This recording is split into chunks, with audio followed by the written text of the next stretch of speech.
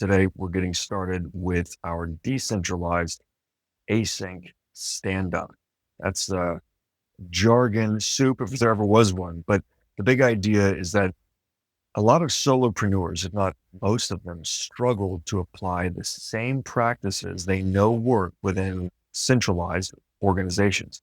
If you're a operations leader and you're running a team, it's common sense to facilitate a weekly planning session and ensure that the backlog is prioritized and well-defined.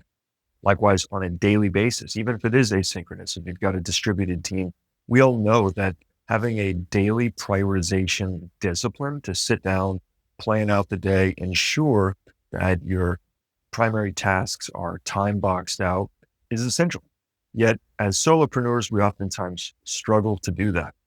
I spent almost a decade in the fitness industry, and I know firsthand how that looks in other areas as well. For example, in fitness, people know that they have to go to the gym. They know that it's healthy for them and they've got a lot of incentive to do. They'll even pay for gym memberships, new clothes, earphones, all that stuff, but still not go. It's not until they get a trainer.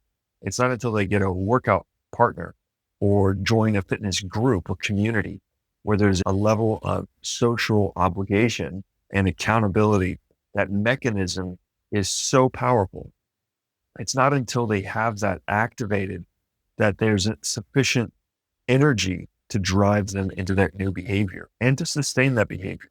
It becomes a type of self-reinforcement thing, right? When you've got a trainer waiting for you at the gym, you're hard pressed not to show up. Not only are you paying for the gym membership, the training session, at a certain point that becomes immaterial. It's not that it doesn't matter, but it becomes one variable amongst a few. And there's a relationship present. You don't want to let the trainer down. You don't want to ghost the guy or gal that you committed to showing up for. So in a kind of an interesting, even weird way, a lot of clients, especially in the earlier days of their journey of cultivating that discipline of regular movement practice, they almost show up for the trainer, knowing that it's for themselves, but not wanting to let the trainer down. That external anchor is so powerful. So how do we apply that to business? There's a lot of talk these days about the one-person billion-dollar company, and that's coming. We see companies all over the place that are reaching unbelievable valuations with with only a few dozen team members max. More and more, we are seeing AI enablement allow small teams and even solopreneurs to punch way above their weight class, to do the things that would have previously taken large scale organizations can now be done by deep generalists who are savvy with using the right tools and applying the right disciplines to stay on track. We built that very mechanism for solopreneurs to stay on track with growing their businesses and leveraging emerging technologies, specifically AI and automations, to punch way above their weight class. The core of this, the backbone, is something we call the strategy execution system. This is built on top of decades, generations of best practice in strategy management, more specifically in strategy execution. It's not just about philosophizing and thinking about what has to get done and planning about the planning. It's about the moving the needle in the appropriate dose at each time horizon. For example, when we think about where we want to go 3 years from now, maybe even we stretch the horizon out to a decade, that type of thing is the visionary domain. That's the frontier of the vision, if there ever was one. So we can take the route of the Vivid Vision Deliverable, amazing book, by the way, and we could intricately describe that in a narrative form in present tense as a way to clarify that North Star for ourselves. Or we could go super Spartan and have the BHAG approach, the big, hairy, audacious goal, and have a single sentence. However you choose to define that far off place that you're working towards is a matter of preference. exhaustive effort is one of the things I value. One of our core values, in fact, is leave no stone left unturned. So having both is great because it serves two different purposes. But the point is, generally speaking, the further out you're looking on a planning horizon, the less detailed it typically is. So within a strict planning process, if you consider entrepreneurial operating system, EOS, when we stretch out the planning horizon to that 3-year picture, we're not really describing it in a book. We're just talking about it a little bit, enough to fill up a few sentences, put down some revenue markers, and then we move on. That's something we reevaluate on a quarterly basis and we draw closer to the current state. That's where we execute. With our 1-year plan, we start defining it in more specific terms, but still I wouldn't say it's exhaustive. I'd say it's sufficient to help us understand what we have to do this quarter to stay on track. Then once we have that 1-year plan, we start saying, okay, what do we need to do this quarter, the next 90 days, the next 12 weeks? What do we have to do to stay on track with that 1-year plan, that 3-year picture, that long range, decades long vision? And when we have those high level objectives, we can call them rocks, goals, initiatives, whatever you want to refer to them as. When we have that, it's typically a title and a little bit of a description. We all agree on the idea at a high level. We agree on the prioritization of it. And we say, great, let's make it SMART, specific, measurable, attainable, relevant, and time bound. We make our goals SMART the quarter. It's otherwise, we're never going to reach a place if we can't actually define the destination, what it looks like, and how we know we'll be there. So that's where a lot of people stop. And frankly, in my experience now of serving as a second in command for small business owners for close to a decade, I can tell you that most business owners don't get to that place. But for those who are locked in, serious, and in pursuit of mastery, like the entrepreneurs we've got in the Venture Map community, we push it one level further. We say, okay, cool. If those are our SMART goals, what tasks are there within that? What timelines are present? Another way to say it is, how about the deliverables and due dates? If we have a rebranding project, maybe a deliverable is a mood board. Maybe a deliverable is our new brand style guidelines.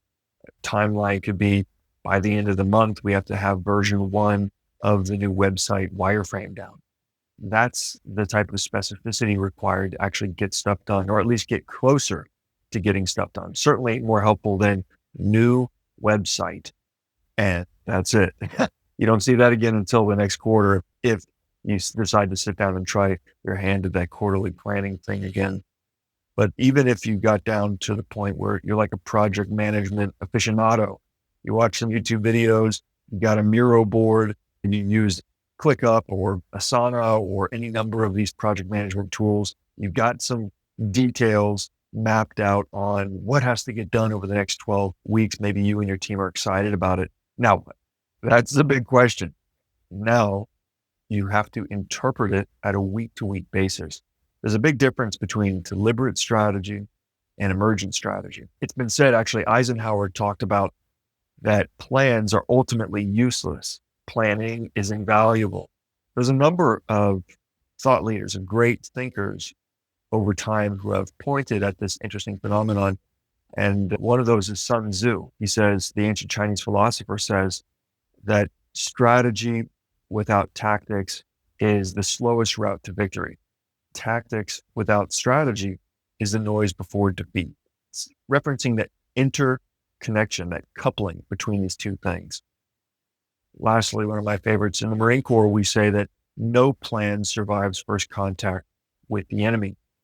Now, what does all that mean for us as solopreneurs trying to generate leads, nurture them, convert them, deliver, generate referrals, retain clients, upsell them, right? Build generational wealth, scale ourselves out of operations, exit on our own terms. What does ancient Chinese philosophy and the Marine Corps saying about plans and enemies have to do with us? On the surface, it might be difficult to apply in a material a literal context, conducting a village raid in Afghanistan to direct response copywriting. But if you consider it from the standpoint of first principles, it applies very clearly. For example, if we make the rookie mistake of falling into this, one of the big pitfalls for quarterly planning, it's you put all this effort, all this investment, time and energy into defining what you have to do over the course of a quarter. And then through random acts of strategy execution, you hope it gets done right. You hope it gets managed. And if you're like any other member of the human race, the likely outcome is you find pretty much nothing got done, like in the grand scheme of things.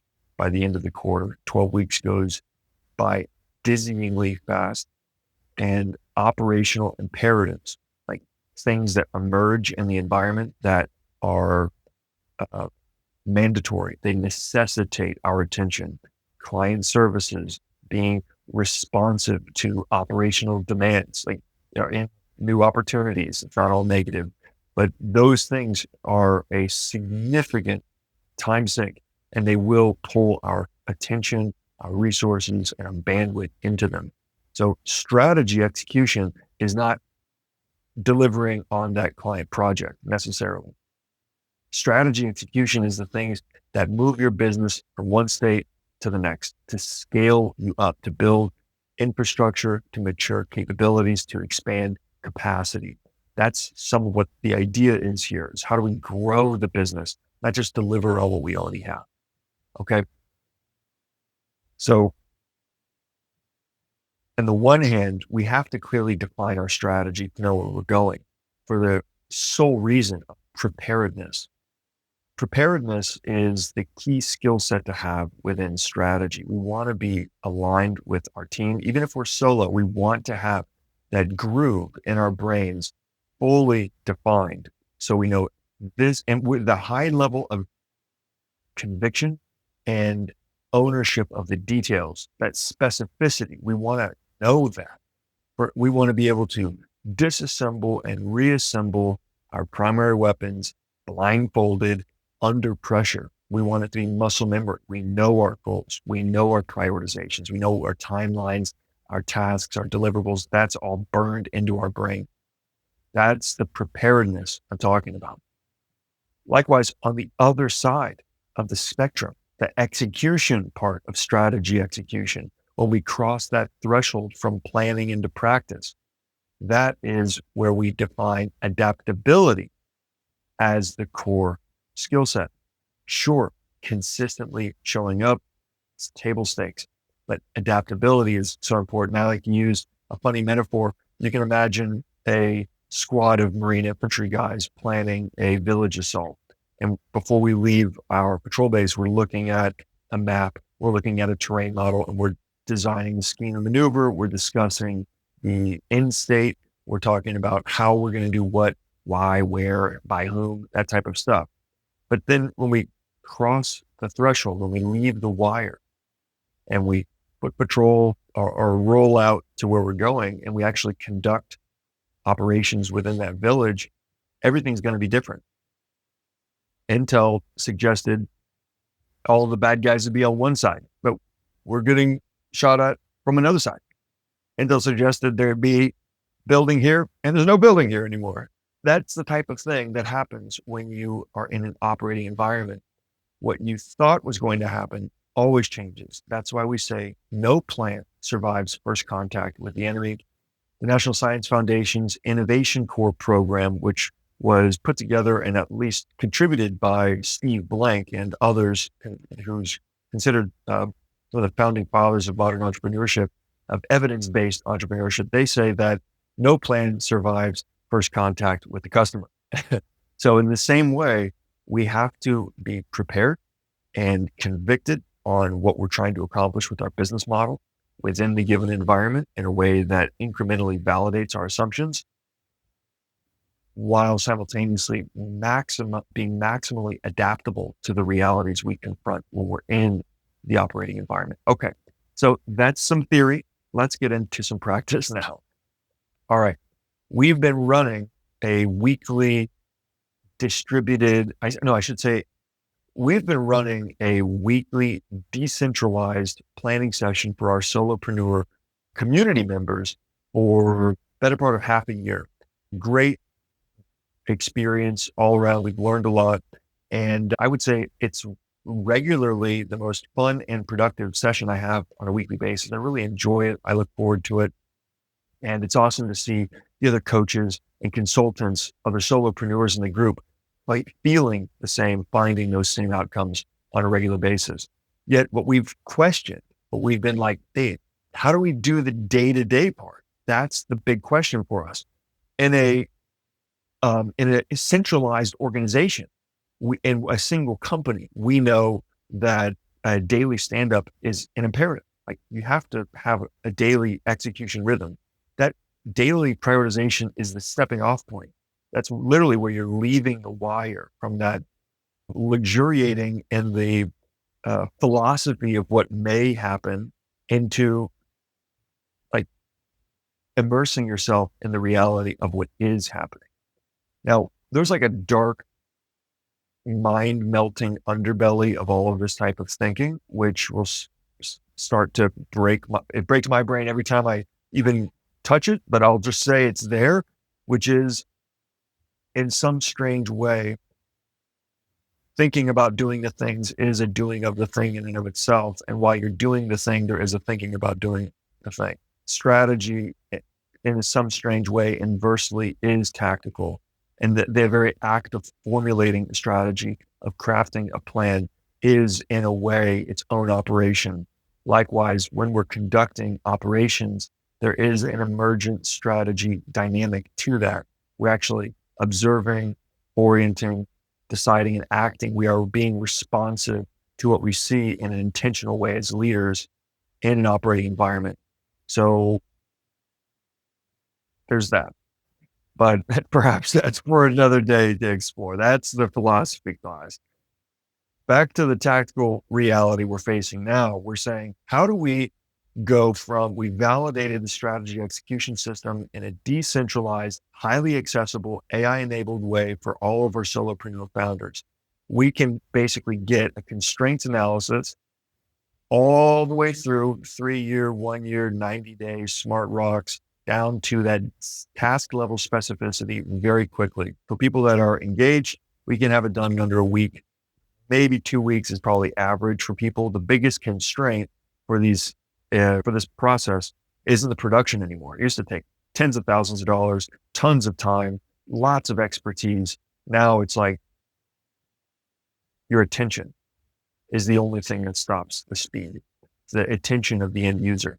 So that's pretty cool. And we've solved that weekly rhythm. You show up to the group, it's facilitated by a COO, yours truly, and we all run through a best practice framework to map out where we're at from a metric standpoint, where we're at from a quarterly planning standpoint, what issues we're facing, what tasks we have to execute. It's great.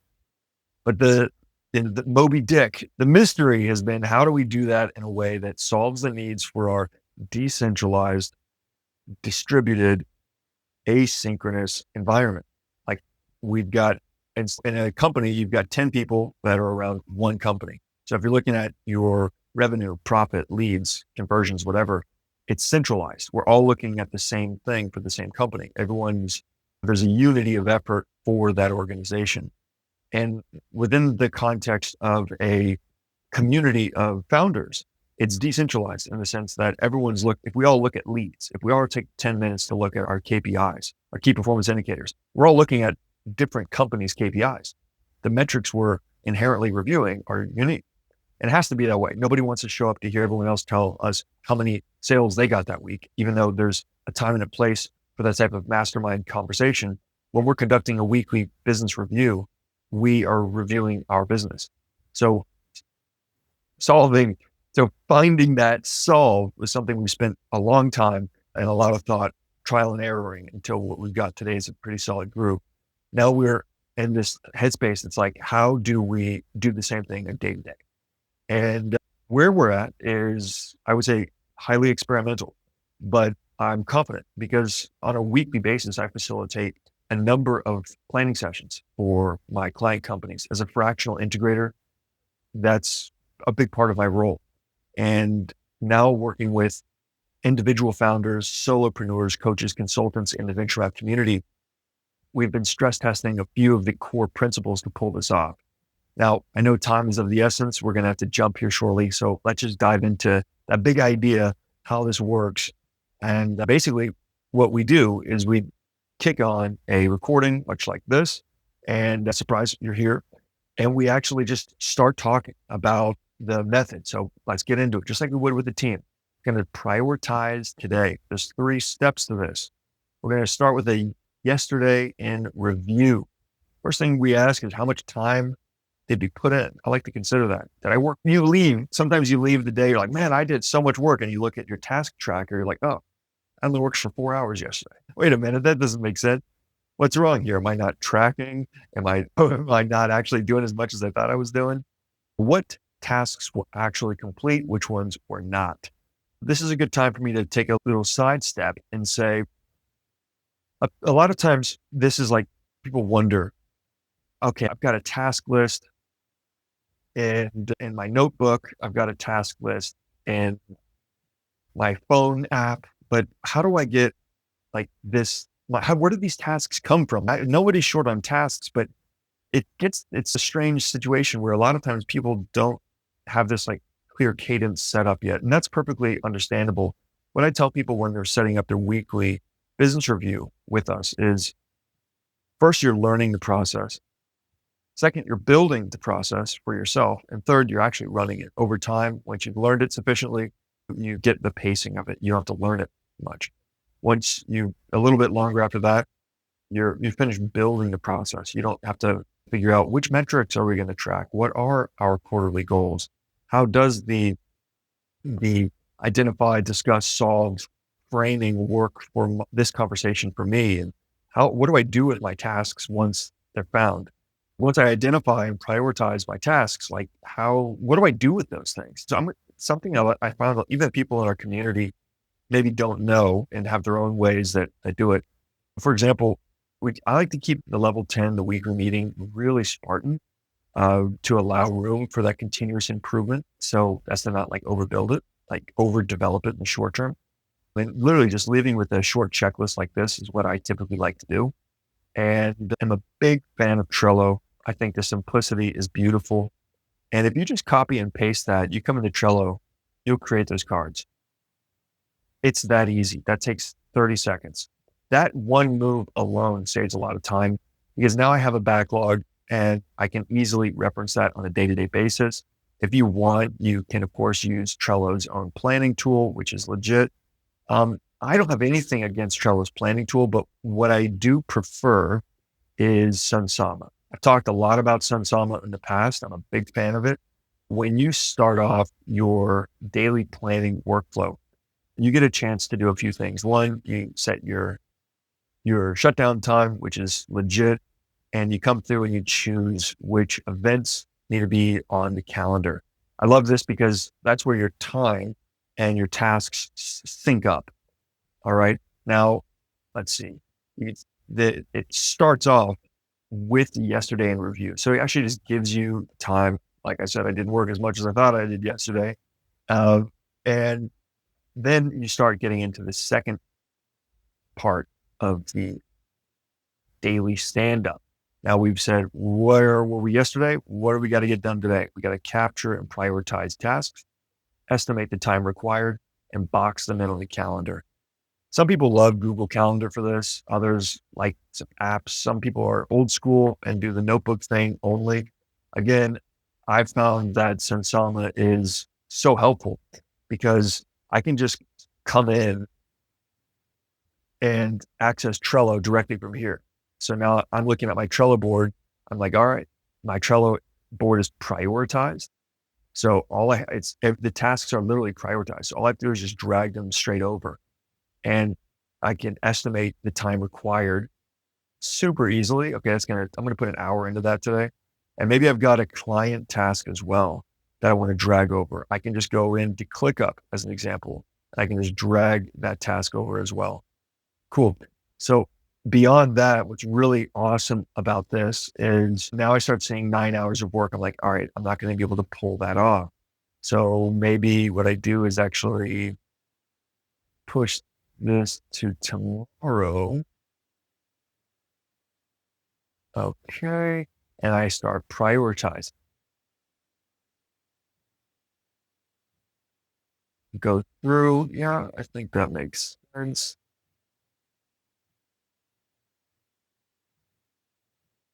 All right. Okay. So we've got a prioritized backlog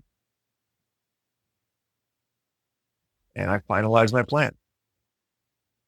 Everything automatically time boxes. You can adjust it. Of course, if I'm like, oh, it's probably going to take me 15 or 20 minutes, it automatically adjusts. That's really nice. Looks good. You can always share that in Slack or Teams and then get started. From there, you hit focus and you execute. It's that simple. So you guys can see that is how it goes. Appreciate you jumping in. If you want to run through this process with me, click the link below. Make sure you join the community. If you're already in the community watching this, I want to see your comment below. What can we do to better support you on a day-to-day basis? How can this asynchronous, decentralized stand-up process be more effective at supporting your strategy execution? Thanks for watching. Good luck out there, and I'll see you in the next one.